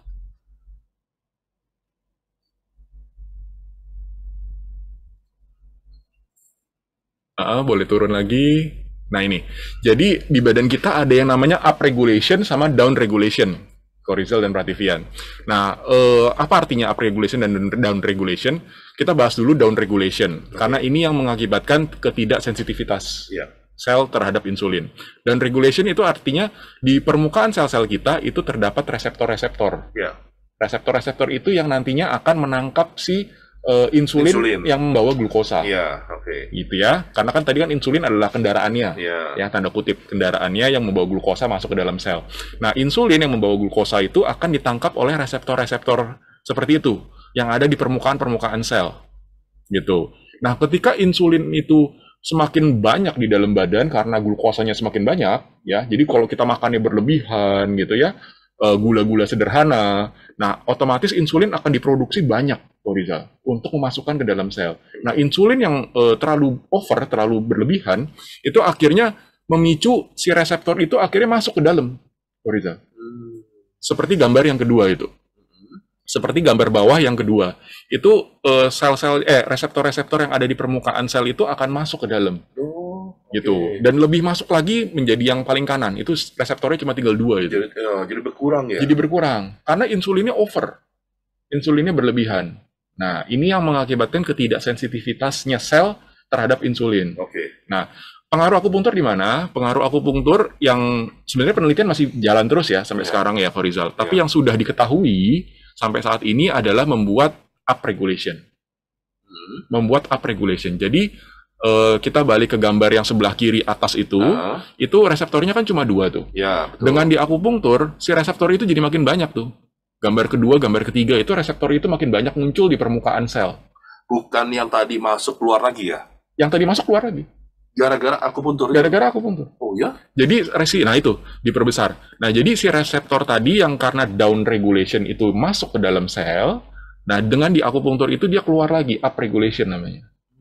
Dan si reseptor ini, dia akan menangkap si insulin-insulin yang membawa glukosa, membawa gula, yang beredar di darah untuk masuk ke dalam sel. Itu yang mengakibatkan gula darahnya bisa turun. Gitu. Itu yang mengakibatkan gula darahnya bisa turun. Tapi begini, ini kan kalau kita lihat dari hasil akupunkturnya ya. Nah, sekarang kan kalau kita tahu bahwa akupunktur itu kan misalnya tadi ditusuk bagian punggung dan bagian depan. Bagian depan bukan di perut. Bukan di perut ya? Bukan di perut. Di bagian depan kepala, depan telinga, kalau misalnya dia nggak bisa kontrol makanan, gitu cuma ya. itu aja ya? Enggak, di tangan, di kaki juga ada. Di tangan dan kaki, tapi bukan bagian perut? Bukan bagian perut, bukan bagian dada. Nah sekarang apalagi bukan bagian perut ya. Nah sekarang, bagaimana mungkin akupunktur itu, yang otomatis sebenarnya kan tidak masuk ke jarum ini, kan tidak masuk ke dalam sel-sel seperti ini kan? Betul. Nah, bagaimana tuh cara kerjanya? Kok malah bisa berpengaruh, reseptor yang tadi tenggelam, masuk, bisa keluar lagi? Nah, pertanyaan bagus sekali nih, Korizal. Jadi, waktu saya belajar gitu ya, kok bisa, saya juga bertanya-tanya, kok bisa jarumnya nggak ada obat pula ya? Nggak pakai obat gitu, nggak diolesin obat di jarumnya. Nah, jadi di badan kita itu ada yang namanya TRPV, Korizal. TRPV. TRPV. Jadi TRPV itu adalah suatu reseptor juga, gitu ya. Dia untuk menghubungkan antara jarum yang kita tusukkan itu di permukaan kulit gitu, itu untuk dihubungkan masuk terus ke dalam sel. Masuk terus. Jadi sel yang pertama berkomunikasi langsung ke sel yang kedua, berkomunikasi lagi ke sel yang ketiga, berkomunikasi lagi ke sel keempat, jadi makin dalam. Nah, itu yang mengakibatkan kenapa jarum kita nggak perlu ditusuk sampai jarum dalam-dalam banget gitu, nggak perlu. Gitu. Jadi jarum akupunktur yang saya pakai itu paling berapa? Paling 2 cm lah maksimal. Jadi pada saat ditusukan, dia terhubung dengan apa tadi? Sel-sel tadi? TRPV2 itu. TRPV2 itu dia akan masuk terus, berkomunikasi antara sel yang di atas, terus masuk ke sel yang lebih dalam, berkomunikasi lagi masuk ke sel yang lebih dalam, begitu terus selanjutnya sampai akhirnya masuk ke dalam organ kita, sel kita. Tapi dari mana tahu bahwa ketika kita tusukan, sebenarnya yang kita mau tuju adalah ke titik yang tadi? Itu makanya, jadi titik-titik itu ada spesifiknya, Rizal. Jadi kita kalau misalnya kita mau merangsang si pankreas untuk menurunkan gula darah, titik mana yang kita tusuk, kombinasinya apa-apa saja, titik mana aja gitu loh. Nah, kalau bahasa gampangnya tadi itu ada yang namanya cara kerjanya tadi ya, ada yang namanya lokal, segmental, dan sentral. Itu bahasa gampangnya ya. Kalau lokal artinya pada saat kita penusukan terjadi reaksi lokal di kulit kita. Terjadi peradangan lokal di situ gitu ya, mikrotrauma di situ gitu ya, keluar neurotransmitter di situ gitu ya. Nah, terus setelah itu si rangsangan itu akan dibawa terus lewat serabut saraf kita gitu ya. Nah, terus masuk ke dalam tulang belakang kita. Masuk tulang belakang kita akhirnya masuk ke sentral. Otak kita sentral kan ada dua ya, otak dan saraf tulang belakang. Gitu. Nah, jadi mainnya itu di situ. Karena seperti saya jelaskan waktu di pertemuan pertama itu, meridian belum diakui oleh WHO. Jadi WHO baru mengakui bahwa cara kerjanya adalah melalui serabut saraf, bukan melalui meridian. Gitu. WHO ya. Ya. Tapi sekarang kan sudah diakui ya, Oh, meridian. Meridian belum. Masih tetap belum sama WHO. Gitu. Yang diakui adalah akupunkturnya, bukan meridiannya. Secara WHO. Nah, jadi kalau WHO itu menganggap bahwa akupunktur berperannya adalah melalui serabut saraf. Kabelnya itu adalah serabut saraf. Gitu. Kalau di timur, dia mengakui adanya meridian. Jadi kabelnya itu adalah meridian. Saraf beda lagi. Gitu. Jadi bedanya barat timur sampai saat ini seperti itu. Gitu. Oke. Nah, lalu sekarang treatment akupuntur yang dilakukan oleh para dokter itu menganut paham mana? Kalau timur atau barat? Sebenarnya ya, yang bagus itu adalah kita tahu dua-duanya. Kita tahu dua-duanya, kita mengcombine gitu ya. Tapi kalau misalnya yang dilakukan oleh para dokter, minimalnya lah mengikuti kaidahnya WHO. Gitu, mengikuti kaidahnya WHO. Gitu. Tapi ketika misalnya kita tusukan, apakah itu berhubungan juga dengan meridian atau ke saraf? Sebenarnya dua-duanya. Dua-duanya juga? Sebenarnya dua-duanya. Dua-duanya. Tadi slide yang tentang diabetes tadi cuma itu saja tadi ya? Coba ada lagi. Terus saya mau bertanya juga nih, tadi 10 kali datang itu dalam waktu 1 minggu 1 kali? 1 minggu 2 kali. Oh, 1 minggu 2 kali berarti 5 kali kehadiran? Iya, 5 minggu. 5 kali datang? 5 minggu. 5 minggu, ya. 10 kali datang, 5 minggu. 5 minggu ya. Nah, ini tadi turun lagi. Targetnya kita, sasarannya kita tuh apa? Ini ya? Ini. Jadi, kalau misalnya orang diabetes, saya mau berobat sampai kapan? Saya mau di akupunktur sampai kapan? Gitu ya. Ini. Jadi targetnya itu kita tuh ini. Jadi IMT itu adalah indeks massa tubuh atau body mass index, BMI bahasa Inggrisnya. Itu sasarannya segini. 18,5 sampai 22,9. Kalau Rizal saya yakin lebih kayaknya ya. Masa sih? Ini dilihat dari berat badan dibagi sama tinggi badan kuadrat. Iya. Gitu, kalau dari berat badan ya. Nah, ada lagi tekanan darah. Sistolik itu tekanan darah yang di atas, diastolik itu tekanan darah yang di bawah. Jadi nggak boleh tinggi. Oh, ini kalau kita bilang tekanan darah ya. 140, 90 ya? Betul, maksimal ya. Itu maksimal ya? Maksimal ya, kalau bisa di bawah itu. Di bawah itu. Ya. Terus ini HbA1c, gula darah puasa, sama gula darah 2 jam postprandial, 2 jam setelah diambil darah setelah makan. Gitu, balik lagi. Itu targetnya seperti ini. Ya, HbA1c-nya kurang dari 7 atau individual itu maksudnya tergantung dari dokter yang memeriksa gitu ya. Karena untuk menekan ini nggak gampang, Pak Rizal. Jadi kalau yang tadinya HbA1c-nya bisa sampai 9 atau bahkan lebih, untuk bikin jadi kurang dari 7 itu perjuangannya berat sekali. Gitu, makanya ada atau individual gitu. Kalau gula darah puasa targetnya adalah 80 sampai 130, gula darah 2 jam setelah makan balik lagi itu adalah kurang dari 180. Gitu. Kolesterol, trigliserid itu juga dikontrol di sini. Gitu.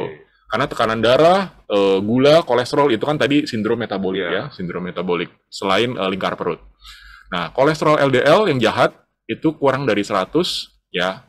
Atau bila resiko kardiovaskular, resiko penyakit darah, penyakit pembuluh darah itu tinggi, stroke, serangan jantung itu tinggi, targetnya kurang dari 70, jadi lebih rendah lagi. Gitu. Trigliserid kurang dari 150, kolesterol yang baik, HDL, high density lipoprotein, kolesterol baik, itu makin tinggi, Jadi harus lebih tinggi dari 40 untuk pria, wanita lebih tinggi dari 50. Sedangkan ApoB kurang dari 90.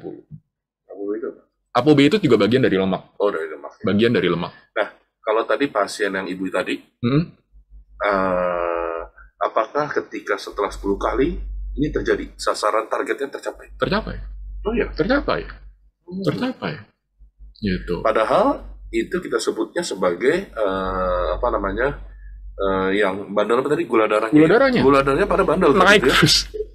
Berarti Walaupun kalau udah gula darahnya nggak bandel akibat misalnya gara-gara pola hidup, Nah, apakah tetap 10 kali treatment atau lebih kurang atau gimana?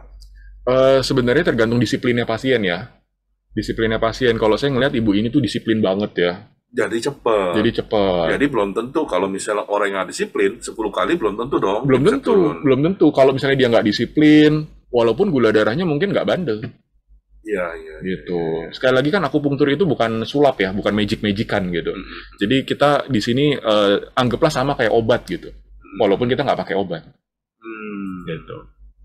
Jadi tetap selain di akupuntur ada pantangan lain nggak? Atau selain itu ada anjuran apa ya yang perlu diberikan kepada orang-orang yang misalnya mengobati secara akupunktur? Ya, jadi pertama kali kan sebelum di akupunktur kan harus isi perut dulu ya. Jadi boleh makan berat, boleh makan ringan sebelum di akupunktur. Jadi jangan perut kosong gitu, takutnya shock nanti. Terus pada saat di akupunktur pasiennya harus berbaring. Jadi nggak boleh duduk, apalagi sambil berdiri, gitu nggak boleh. Gitu ya, takutnya malah shock, pingsan, malah jatuh gitu ya. Apalagi pasien lansia jatuh itu resikonya kan juga besar gitu. Nah, terus abis itu setelah itu pasien itu tetap harus jaga mulut. Ya, jaga mulut supaya makan itu boleh, apapun boleh dimakan tapi jumlahnya sedikit. Jadi kalau saya tuh nggak pernah ada cerita pasien nggak boleh makan ini, nggak boleh makan itu, nggak boleh makan, boleh tapi sedikit. Gitu. Karena kalau diabetes kan banyak pantangannya ya. Iya. Dan lalu kalau kita orang diabetes tuh makannya rata-rata cuma kentang, gitu kan? Gitu. Nah, kentang juga, Korizal, kentang sama nasi bagusan mana menurut Korizal? Ini nanya salah loh. Kalau nanya saya lebih senang nasi. Lebih senang nasi ya. Tapi bagusan mana? Bagusan mana maksudnya gimana? Untuk naikin gula darah itu lebih tinggi mana? Buat orang diabetes mendingan makan apa? Oh, kalau berdasarkan pengalaman ini ya kentang. Nah, salah Korizal. Oh, salah ya? Salah. Jadi kentang sama nasi mendingan nasi buat orang diabetes. Kenapa? Karena ada yang namanya indeks glikemik, Korizal. Nah, indeks glikemik itu, Prativian, itu adalah bagaimana jumlah makanan dengan jumlah yang sama, kentang jumlahnya sama dengan nasi, mana yang lebih tinggi menaikkan kadar gula darah. Gitu. Ternyata kentang itu menaikkan kadar gula darah lebih tinggi daripada nasi, walaupun jumlahnya sama. Gitu. Kalau jumlahnya nggak sama kan kita nggak bisa bandingin ya, nggak apple to apple.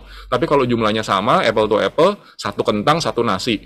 Kentang itu naikin gula darah lebih tinggi daripada nasi. Makanya dibandingin kentang, kita mendingan makan nasi. Apalagi kalau nasinya nasi merah, lebih bagus lagi. Yang disebut sama jumlah ininya, kadarnya gimana? Cara ngukurnya gimana? Sampai kentang sama nasi di beratnya aja.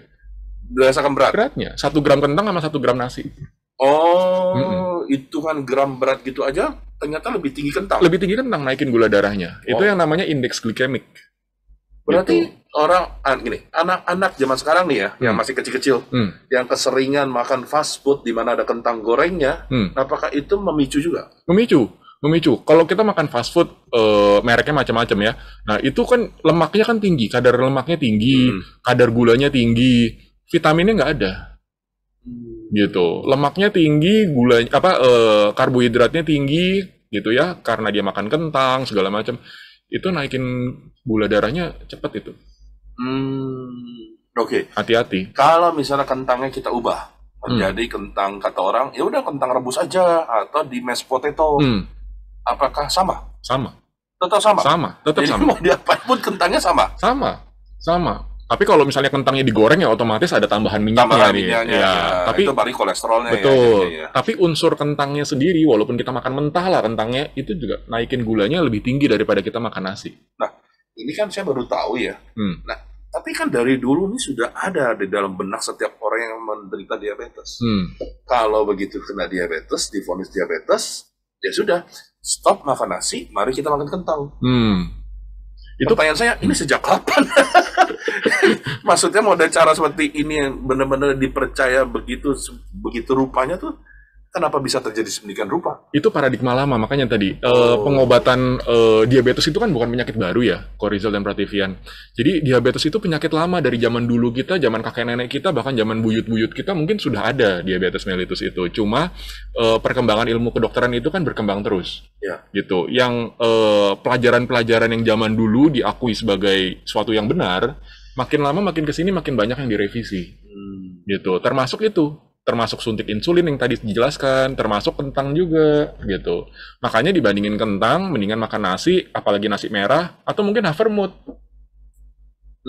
Gitu, Jadi gandum. daripada makan kentang, mendingan makan nasi merah atau Havermut sekalian. Havermut sekalian. Nah, tapi Havermutnya jangan dikasih macam-macam. Macam-macam. Oke. Kalau sekarang yang lagi ini juga, misalnya kayak nasi shirataki. Nasi shirataki, ya. Nah, apakah itu jauh lebih baik daripada nasi beras merah atau bagaimana? Nah, itu saya belum bisa menjawab tuh, Korizal Pertivian, karena saya belum tahu penelitiannya ada atau enggak, ya. Jadi, kalau nggak ada penelitiannya, saya Tapi nggak- kalau dari beras merah sudah ada penelitian. Sudah. Beras merah, beras putih gitu ya, kan nasi putih, nasi merah gitu ya, Oke. dibandingin sama kentang.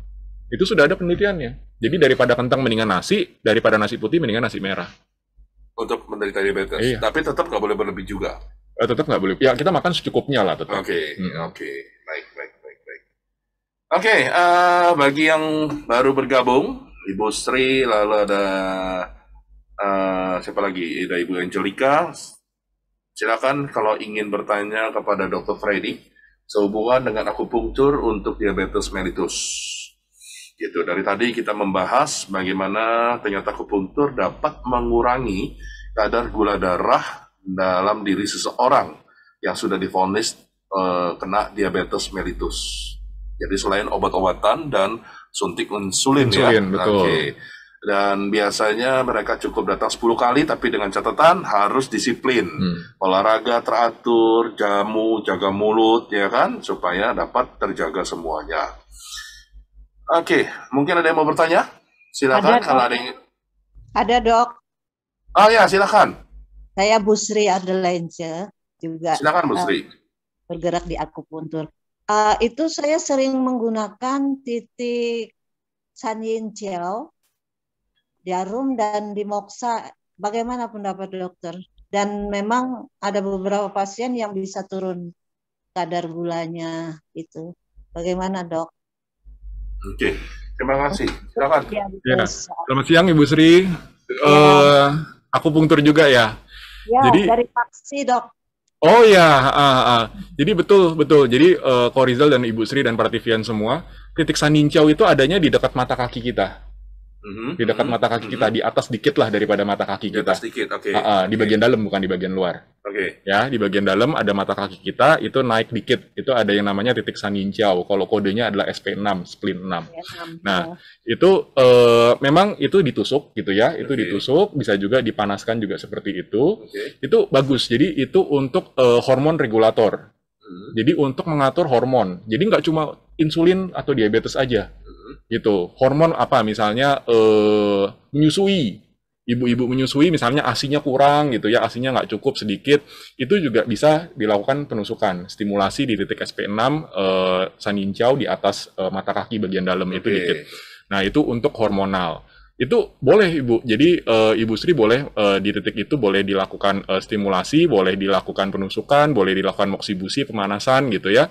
Bisa juga di daerah belakang kita ada yang namanya titiknya pisu atau isu gitu ya. Itu di bagian belakang tubuh gitu, di sebelah kanan kirinya.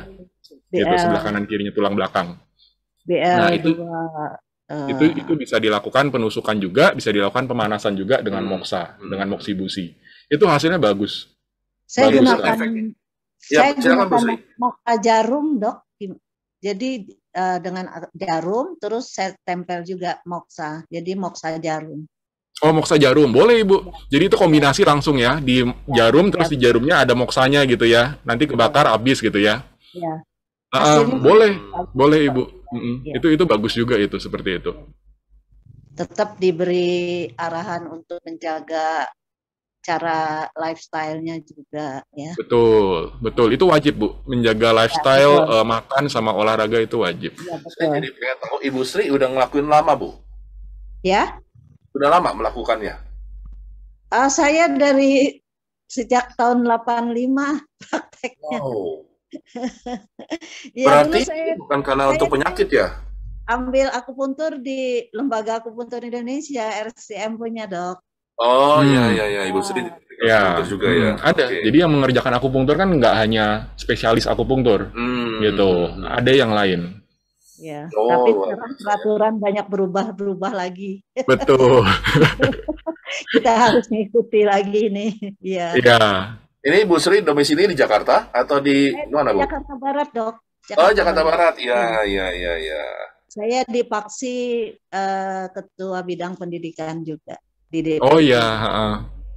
No, baik. Senang Ya. sekali nih Ibu Sri hadir di tempat ini. Terima kasih. Rizal, dulunya Ibu Sri itu di FK Trisakti sama saya dari tahun 65. Oh, temannya Dr. Sally. Jadi ahli akupunktur, makanya saya paksa Oh, luar datang. biasa. Saya tidak tahu tuh hari ini. Saya kira tanggal berapa tadi terima WA-nya. Tiap Kamis nanti. Ya, Bu. jadi nanti berikutnya ya, setiap oke. Kamis nih Bu Sri. Nanti saya hadir selalu, Dok. Boleh nih, jadi bisa banyak membantu banyak orang nantinya nih. Iya. Iya. Dok. Terima kasih. Terima kasih. Terima Bu kasih, Sri. Bu. Mungkin yang lain ya ingin bertanya silakan. Sehubungan dengan diabetes mellitus melalui akupunktur. Ini luar biasa ya. Berarti akupunktur itu dapat menyembuhkan semua penyakit. Bukan menyembuhkan, ya balik lagi bukan Tuhan ya. Tapi maksudnya dapat bisa mengatasi semua penyakit yang ada. Jadi kalau misalnya untuk akupunktur ada dua yang nggak boleh. Jadi yang pertama itu adalah kasus-kasus emergency, kasus-kasus gawat daruratan. Kayak misalnya Prativian atau Korizal juga pernah dapat WhatsApp gitu ya. Kalau misalnya kena serangan jantung atau kena serangan stroke, tusuk dulu jarinya, tusuk dulu telinganya, itu hoax, itu nggak benar. Oh, itu nggak benar. Itu nggak benar. Lebih tusuk orangnya. Jadi pada saat kena serangan jantung, kena serangan stroke kan itu emergency, langsunglah bawa ke UGD. Nggak usah pikir panjang. Lebih tepatnya bawa ke UGD. Langsung lebih tepatnya bawa UGD. Jadi nggak perlu mikir nusuk dulu titik mana, lamaan. Gitu. Jadi langsung bawa ke UGD. Nah, nanti misalnya serangan stroke, paskanya boleh. Jadi setelah serangan stroke, untuk penyembuhannya, untuk rehabilitasinya, itu bisa dengan akupunktur dan itu bagus sekali. Gitu. Jadi yang pertama adalah kasus emergency itu nggak boleh. Terus yang kedua adalah kasus-kasus bedah. Jadi misalnya ada batu ginjal, ditusuk jarum, batunya keluar sendiri, nggak mungkin. Nggak mungkin. Udah pasti, otomatis mesti nggak mungkin. Nggak mungkin. Kalau misalnya ada batu empedu, ditusuk, batunya hilang sendiri, atau kanker yang gede, terus ditusuk jarum, kankernya hilang sendiri, gitu nggak mungkin. Nggak mungkin. Ya. Patah tulang gitu misalnya. Kan itu kan harus dipasang bebat gitu ya, gips atau diplat gitu ya. Nah, itu ditusuk jarum, tulangnya nyambung sendiri, lurus gitu, nggak mungkin. Nggak mungkin. Oh, gitu ya. Jadinya ya, ingat ya Prativian ya, meskipun akupuntur ya, tetap hal-hal yang kayak gini demikian tidak dapat ya. Gitu. Tapi kalau misalnya kayak orang migrain, vertigo, itu dapat. Bagus sekali kok Rizal. Oh, iya? Bagus sekali. Karena juga ada orang yang kadang-kadang ini banyak ini nih keluhan. Salah tidur. Salah bantal ya. Salah bantal kata orang ya. Tapi bukan salah kamar ya. Itu sebenarnya juga dapat di akupuntur. Dapat dan bagus sekali. Jadi untuk penyakit-penyakit itu kan penyakit-penyakit kepala leher ya. Kepala leher. Jadi entah dia sakit kepala, entah dia migrain atau sakit kepala semuanya. Terus vertigo atau misalnya Bell's palsy, Korizal mungkin pernah dengar ya, Prativian juga Bell's palsy yang wajahnya lumpuh sebelah gitu ya. Yang menyok gitu ya. Orang mikirnya kan stroke gitu, tapi setelah dicek bukan stroke, nggak ada apa-apa. Nah itu Bell's palsy bagus sekali juga. Salah bantal gitu ya, lehernya nggak enak gitu. Nah itu juga bagus sekali di akupunktur. Oke. Tapi yang untuk mengubah tampang nggak bisa ya? Tapi kecantikan bisa kok Rizal. Kecantikan. Akupunktur untuk estetika. Nanti kapan kita untuk estetika juga. Nanti kapan kita ada topik mungkin estetika. Boleh juga itu menarik ya. Jadi ternyata ada akupuntur juga untuk estetika ya. Oke. Lalu jadi kalau kita bicara modalitas akupuntur, itu apa aja dipakai? Apakah memang cuma jarum? Enggak. Modalitas kita pakai banyak kok Rizal. Jadi yang pertama mulai dari paling simpel itu acupressure, tekanan dulu. Jadi nggak pakai alat, gitu ya. Nggak pakai jarum, nggak pakai alat apa-apa, pakainya tangan kosong kita. Bagian mana yang ditekan? Titik akupunkturnya, tergantung titik akupunkturnya. Misalnya paling gampang ini deh, LI4 heku namanya. Bagian sini. Ya, jadi ini ada tulang, tengah-tengahnya kita ambil gitu ya. Di sini nih biar kelihatan kamera juga. Tulang seperti kita. Orang biasa katanya kalau sakit kepala tekan ini ya. Ya, Oke, betul. sini, Ya, nah ini ditekan di sini kita bisa pakai jempol kita aja. jempol. Jempol kita tekan gitu ya. Patokannya seberapa kuat kita nekan sampai ujung jari kita sepertiganya itu putih. Gitu. Sepertiga ujung jari kita itu warnanya dari putih. sini kita dapat lihat kekuatan kita menekan ya. Betul. Jadi nggak usah terlalu kenceng, tapi juga nggak bisa terlalu pelan juga. Oke, ini apa fungsinya kita menekan ini?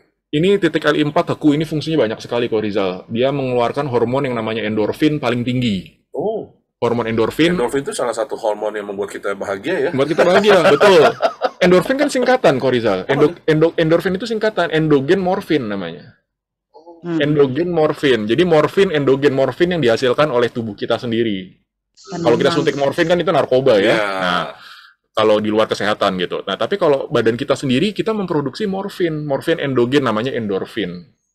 Gitu. Nah, itu endorfinnya paling tinggi di tekan titik ini, di rangsang titik ini LI4 heku ini, titik endorfin ini paling tinggi.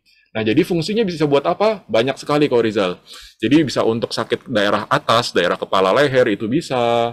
Terus kalau misalnya kita ada sakit-sakit yang lain gitu ya, nyeri gitu. Nah, titik ini tuh bisa untuk menurunkan ambang nyeri.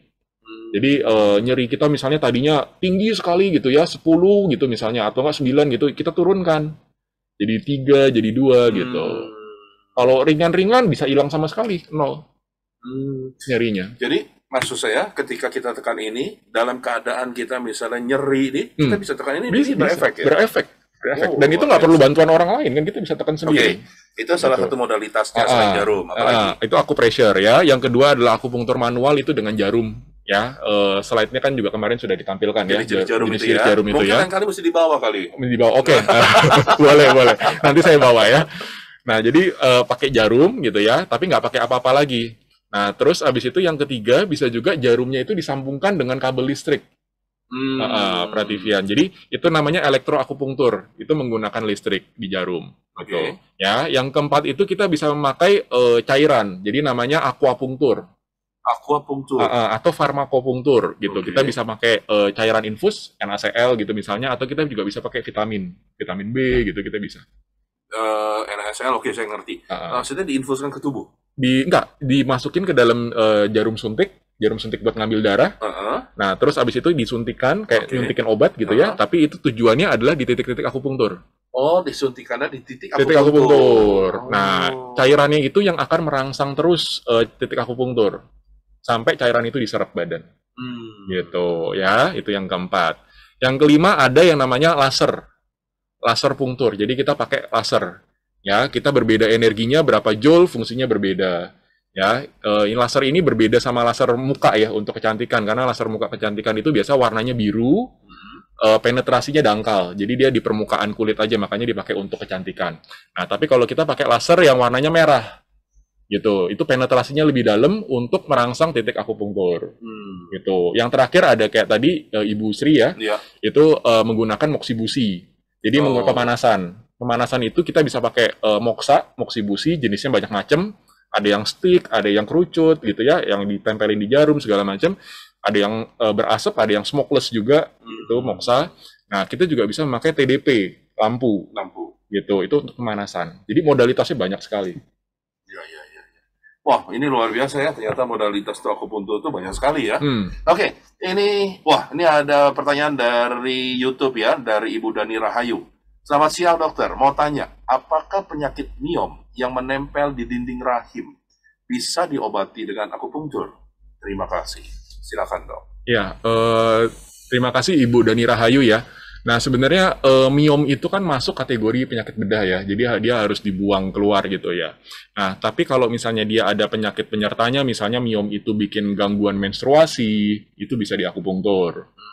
Bikin nyeri pada saat menstruasi, itu bisa diakupunktur. Terus juga misalnya nggak menstruasi tapi nyeri juga, itu juga bisa diakupunktur. Dan kalau miomnya masih kecil, gitu ya. Di akupunktur, tapi ini belum ada penelitiannya ya, ini hanya berdasarkan pengalaman. Kalau miomnya masih kecil, itu masih bisa di akupunktur. Tapi kalau miomnya sudah besar, itu agak susah di akupunktur. Gitu.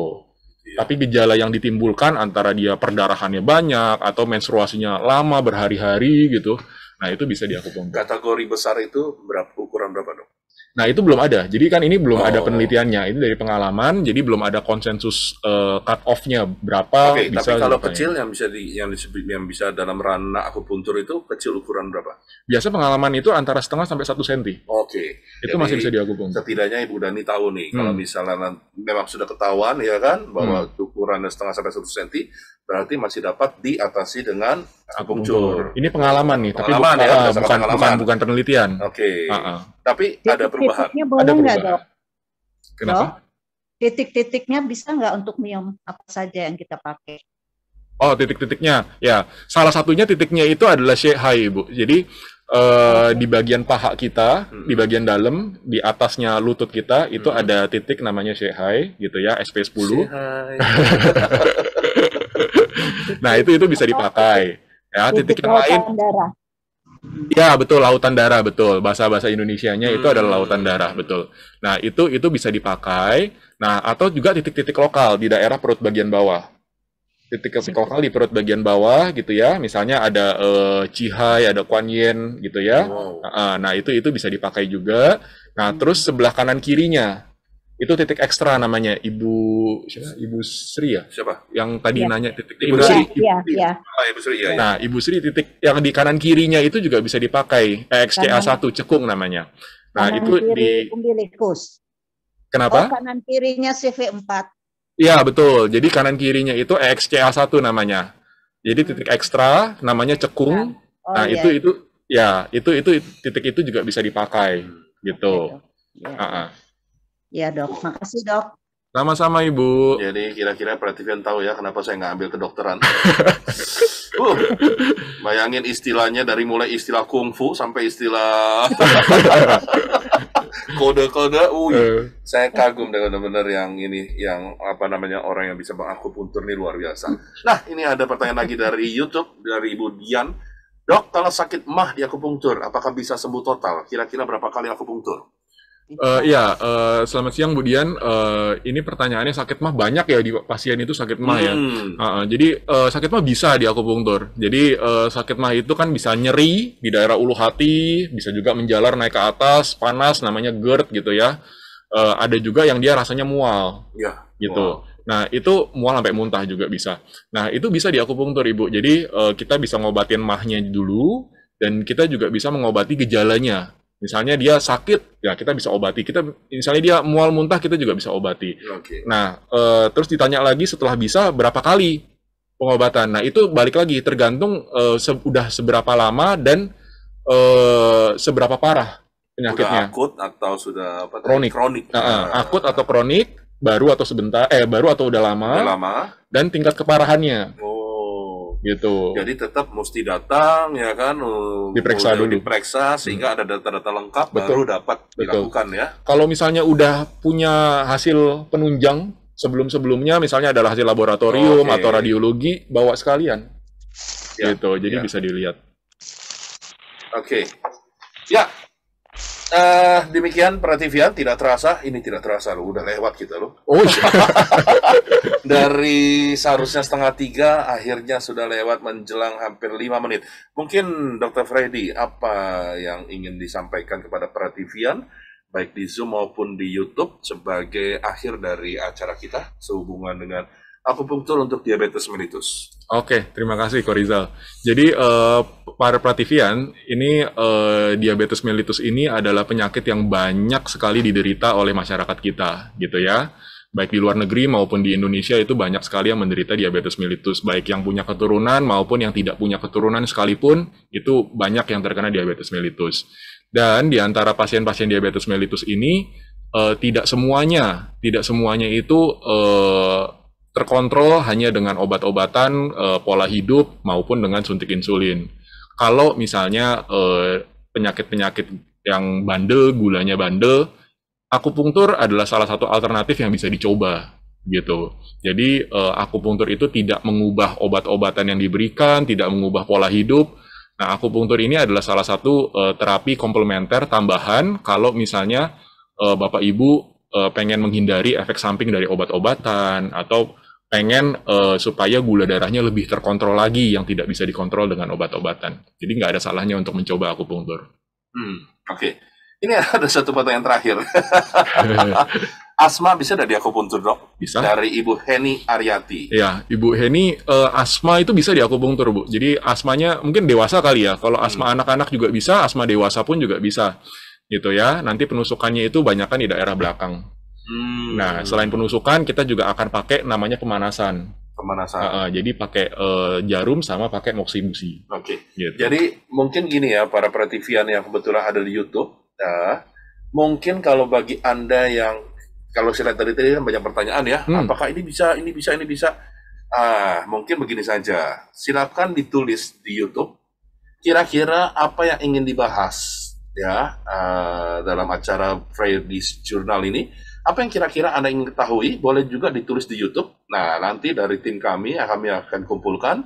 Nanti kami akan membahasnya setiap minggu, setiap hari Kamis kita akan bahasnya ya, supaya kita juga lebih tahu bahwa akupunktur ini bisa menghandle apa aja sih, gitu kan? Nah, dan bagaimana cara kerjanya? Dan bagaimana cara kerjanya? Apakah cuma sekedar diabetes mellitus? Apakah batuk juga bisa? Apakah flu? Atau misalnya bahkan mungkin orang ayan, ya kan? Nah, kita nggak tahu. Nah, silakan kalau misalnya ada yang ingin menuliskan apa yang ingin dibahas, silakan dituliskan. Ya, tapi mohon maaf siang hari ini ternyata 1,5 jam sudah kita lewati bersama Dr. Freddy bicara tentang diabetes mellitus ya, dan tadi dengan sangat luar biasanya dijelaskan bagaimana diabetes, penyebabnya, dan bagaimana akupunktur sendiri dapat membuat gula darah setidaknya dalam posisi yang normal ya, tidak bisa menghilangkan atau tidak bisa menyembuhkan. Karena Dr. Freddy percaya yang menyembuhkan adalah sebenarnya kuasa Tuhan. Nah, kembali lagi, kita dokter pun juga demikian, ya, mau pakai akupunktur, mau pakai obat, mau pakai apapun, kembali lagi pada kita sendiri. Kita mau sembuh atau mau sehat atau tidak, dan kalau kita mau, maka kita juga mesti kerjasama. Salah satunya berolahraga, hidup teratur, makan teratur, gaya hidup, dan sebagainya kita tetap harus jaga. Apalagi di zaman sekarang ini ya. Betul. Di zaman yang benar-benar sangat, semua serba mudah. Oke, perhatian, saya pikir itu saja. Ada free gift mungkin, Rizal. Apa free gift-nya? Nah, saya mau ngasih free gift ini buat... Wah, luar biasa. Ini kayaknya setiap kali tampil nih, Dr. Freddy ini sering punya banyak kejutan ini. Ya, luar biasa. Nah, ini semakin siang makin banyak yang memasuk. Ya, jadi saya mau ngasih free gift buat Prativian semuanya. Jadi free gift-nya itu adalah 1 kali akupunktur free. Oke. Nah, mungkin Korizal bisa milih siapa nih kira-kira yang...